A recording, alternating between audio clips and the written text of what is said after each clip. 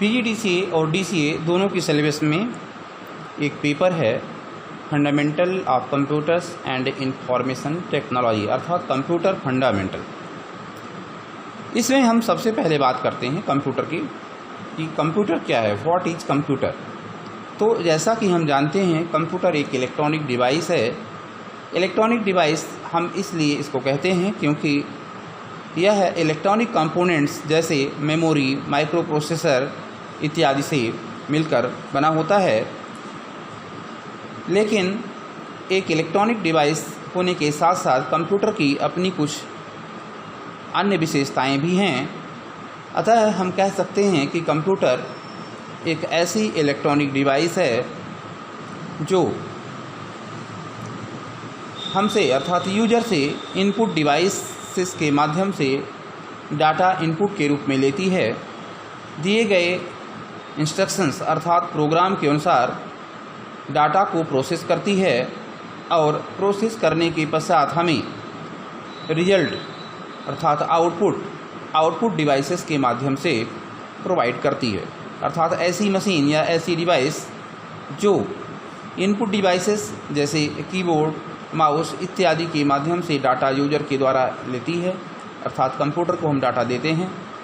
Computer पहले से stored program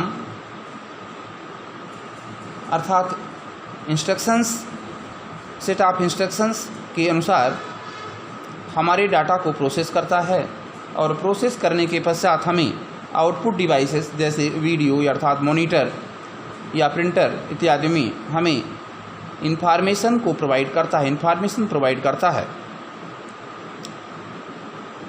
हम कंप्यूटर की एक दूसरी परिभाषा भी दे सकते हैं कि एक ऐसी ऑटोमेटिक इलेक्ट्रॉनिक डिवाइस जो अरिथमेटिक अर्थात गणितीय एवं लॉजिकल ऑपरेशन परफॉर्म करती है, उसे हम कंप्यूटर कह सकते हैं। आज का कंप्यूटर सिर्फ गणितीय कार्य ही नहीं करता, इसके द्वारा लॉजिकल ऑपरेशन भी परफॉर्म किए जाते हैं। जैसे एटीएम मशीन में लगा कंप्यूटर हमारे द्वारा इंसर्ट किए गए एटीएम कार्ड को एक्सेप्ट करने के बाद, लेने के बाद हमसे सिक्योरिटी अर्थात पिन मांगता है, पिन नंबर मांगता है, सिक्योरिटी नंबर मांगता है और नंबर के लेने के बाद उसकी जांच करता है। यदि वैलिड यूज़र होता है, ऑथराइज यूज़र होता है, तभी ट्रांजैक्शन की प्रोसेसिंग होती है, नहीं तो उसे वहीं रोक देता है। अर्थात यहाँ होने वाला ऑपरेशन लॉजिकल ऑपरेशन है जो सही और गलत, ट्रू और फॉल्स की पहचान करता है। इसके अलावा भी कंप्यूटर के द्वारा अन्य प्रकार के कार्य जैसे मार्कशीट तैयार करना, पेरोल तैयार करना, डाटा प्रोसेसिंग करना इत्यादि कार्य भी किए जाते हैं।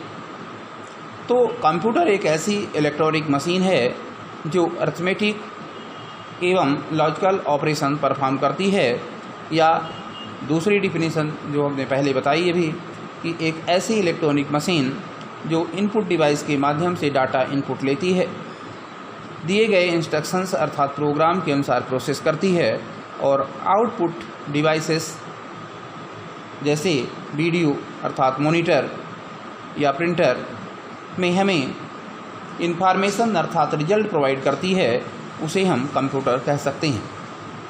अब हम बात करते हैं कंप्यूटर सिस्टम की। कंप्यूटर सिस्टम मुख्यतः 3 कंपोनेंट्स से मिलकर बना होता है। जैसा कि हम किसी सिस्टम के बारे में बात करते हैं कि जब एक या एक से अधिक कंपोनेंट किसी उद्देश्य की पूर्ति के लिए कार्य करते हैं तो हम उसे सिस्टम कहते हैं। एक या एक से अधिक इंटर रिलेटेड कंपोनेंट जब किसी उद्देश्य की पूर्ति के लिए कार्य करते हैं तो हम उसे सिस्टम कहते हैं। जैसे school management system, college management system, institute management system, hospital management system, bank management system इत्यादि अलग अलग तरह के सिस्टम हो सकते हैं। जैसे अब हम बात करते हैं स्कूल मैनेजमेंट सिस्टम की, तो एक स्कूल में कई सारे कंपोनेंट होते हैं। जैसे स्कूल में स्टूडेंट एक कंपोनेंट हो गया, टीचर्स कंपोनेंट हो गए, फर्नीचर्स, स्टेशनरी इत्यादि सारे अलग अलग कंपोनेंट्स हो गए।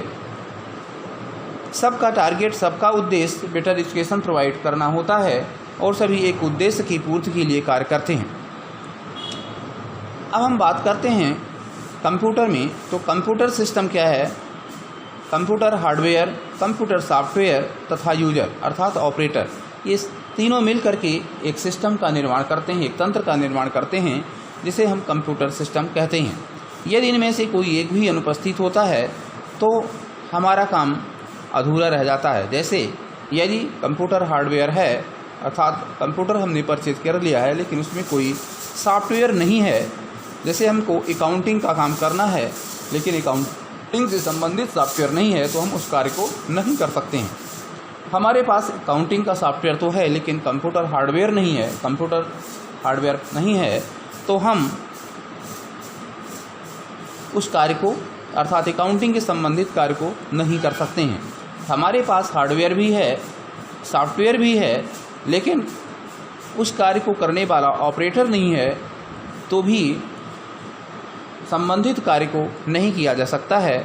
इसलिए hardware plus software plus user अर्थात ऑपरेटर, इन तीनों का होना, तीनों का सम्मिलित रूप से होना और कार्य करना एक कंप्यूटर सिस्टम के लिए आवश्यक होता है। अर्थात कंप्यूटर सिस्टम, एक कंप्यूटर सिस्टम तभी कहलाता है जब कंप्यूटर हार्डवेयर हो, सॉफ्टवेयर हो प्लस ऑपरेटर हो। अब हम बात करते हैं एडवांटेजेज ऑफ कंप्यूटर की विशेषताओं की। वैसे तो कंप्यूटर की बहुत सारी विशेषताएं हैं। आज दुनिया के हर क्षेत्र में, हर फील्ड में, हर जगह कंप्यूटर का यूज किया जा रहा है। कंप्यूटर की बहुत सारी विशेषताएं हैं, लेकिन जो कंप्यूटर की मुख्य विशेषताएं हैं उनके बारे में हम चर्चा करते हैं। जैसे हाई स्पीड, उच्च गति, एक्यूरेसी यानी सटीकता या शुद्धता, रिलायबिलिटी यानी विश्वसनीयता, हाई स्टोरेज कैपेसिटी यानी स्टोरेज क्षमता, ऑटोमेशन यानी स्वचालन, वर्साटिलिटी यानी बहुमुखता या सार्वभौमिकता, डिलीजेंसी यानी कर्मठता। अब हम सबसे पहले बात करते हैं हाई स्पीड की।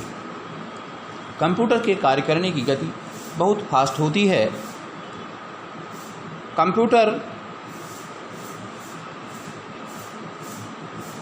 किसी भी कैलकुलेशन को, चाहे वो 10 अंक का हो, 10 अंकों का, 10 संख्याओं का जोड़ बटन प्रेस करते ही हमें प्रोवाइड कर देता है। कंप्यूटर की कार्य करने की गति माइक्रो सेकंड से लेकर नैनो सेकंड एवं पिको सेकंड में होती है। अर्थात कंप्यूटर की कार्य करने की गति बहुत अधिक फास्ट होती है।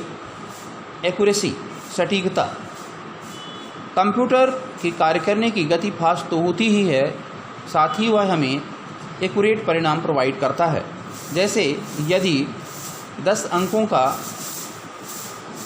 मल्टीप्लिकेशन या 5 संख्याओं का एडिशन करना हो तो यूजर द्वारा करने में समय लग सकता है एवं एक्यूरेसी अर्थात गलत होने के चांसेस भी हो सकते हैं। लेकिन कंप्यूटर जिस स्पीड से पहले कैलकुलेशन को करता है उसी स्पीड से लास्ट कैलकुलेशन को भी करता है। कंप्यूटर में गलती होने के चांसेस बहुत ही कम होते हैं। कंप्यूटर को यदि डाटा सही दिया जाए तो वह हमें परिणाम सही प्रोवाइड करता है। यह गार्बेज इन गार्बेज आउट के सिद्धांत पर काम करता है। अर्थात यदि इसे डाटा सही दिया जाए तो हमें परिणाम सही देगा, यदि डाटा सही गलत दिया जाएगा तो हमें परिणाम गलत देगा। तीसरा है रिलायबिलिटी, विश्वसनीयता। कंप्यूटर एक रिलायबल मशीन है अर्थात विश्वसनीय मशीन होती है। कंप्यूटर को यदि डाटा सही दिया जाए तो यह हमेशा हमें सही रिजल्ट ही प्रोवाइड करती है। कंप्यूटर की गलती करने के चांसेस न के बराबर होते हैं।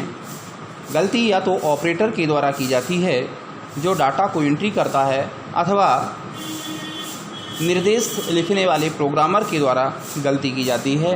कंप्यूटर कभी गलत परिणाम हमें नहीं देता, अतः कंप्यूटर एक रिलायबल मशीन है।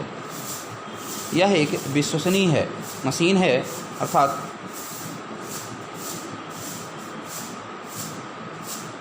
इसकी विश्वसनीयता पर कोई संदेह नहीं है। नेक्स्ट है हाई स्टोरेज कैपेसिटी। हम अपने दैनिक जीवन में बहुत सारे कार्यों को करते हैं, बहुत सारी घटनाओं को देखते हैं, लेकिन उनमें से कुछ को ही स्टोर करके रख पाते हैं। कंप्यूटर की स्टोरेज कैपेसिटी काफ़ी अधिक होती है। यह मेगाबाइट से लेकर गीगाबाइट एवं टेराबाइट में भी डाटा को स्टोर करके रख सकता है, अर्थात इसकी स्टोरेज कैपेसिटी काफ़ी अधिक होती है। जिस तरह से हमने डाटा को कंप्यूटर में रखा था, उसी तरह से आवश्यकता पड़ने पर हम कंप्यूटर से डाटा को प्राप्त भी कर सकते हैं। कंप्यूटर में रखा गया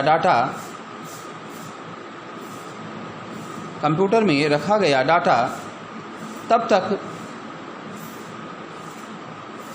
स्टोर रहता है जब तक हम उसे अपने से या स्वयं हटाते नहीं हैं, डिलीट नहीं करते हैं।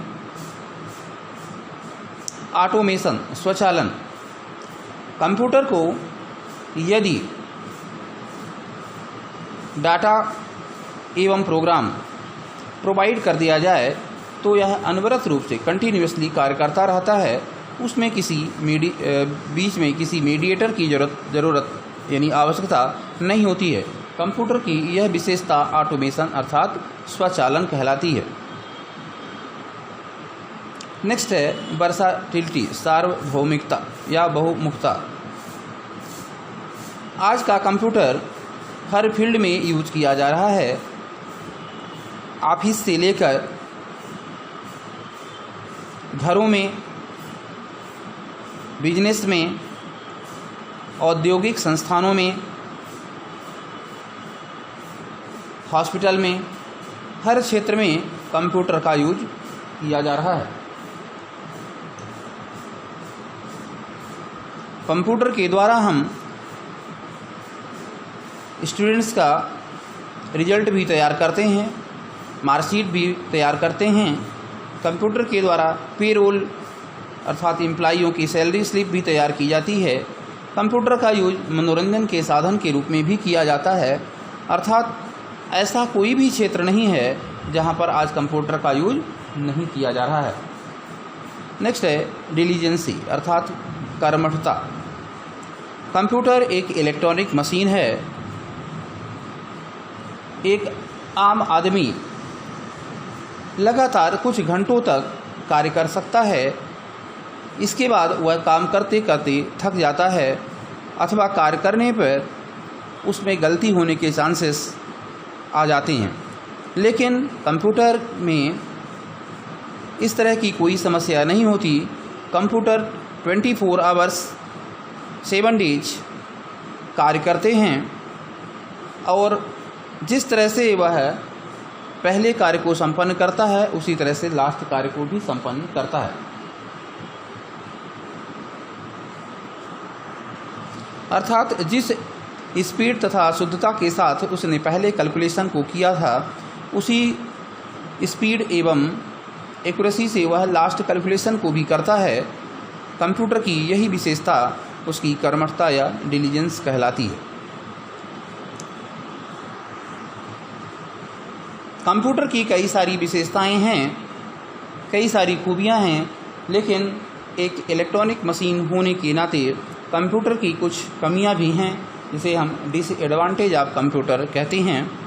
कंप्यूटर की कुछ कमियां निम्न हैं, जैसे unable to self decision. Unable to self decision अर्थात कंप्यूटर स्वयं डिसीजन लेने में सक्षम नहीं होता। जिस तरह के निर्देश अर्थात प्रोग्राम कंप्यूटर में फीड होते हैं, उन्हीं निर्देशों के आधार पर कंप्यूटर डिसीजन लेता है। कंप्यूटर में कोई इमोशन या भावना नहीं होती है। जो इंस्ट्रक्शंस कंप्यूटर को दिए गए होते हैं, उन्हीं के आधार पर वह डिसीजन लेता है। कंप्यूटर का अपना कोई डिसीजन नहीं होता है। नो इंटेलिजेंस अर्थात कंप्यूटर की कोई दिमाग नहीं होती, इसका IQ पावर 0 होता है। कंप्यूटर एक उस मूर्ख नौकर की तरह होता है जिसे यदि आपने किसी कार्य के लिए मार्केट भेजा है और बोला कि आपको मार्केट जाकर यह काम करना है, तो वह व्यक्ति मार्केट जाएगा, उस कार्य को भी करेगा, लेकिन तब तक वापस नहीं आएगा जब तक उसे पुनः निर्देश नहीं दिया जाएगा, क्योंकि वह हमारे निर्देशों का अच्छे से पालन कर रहा होता है, उसका अपना कोई दिमाग नहीं होता।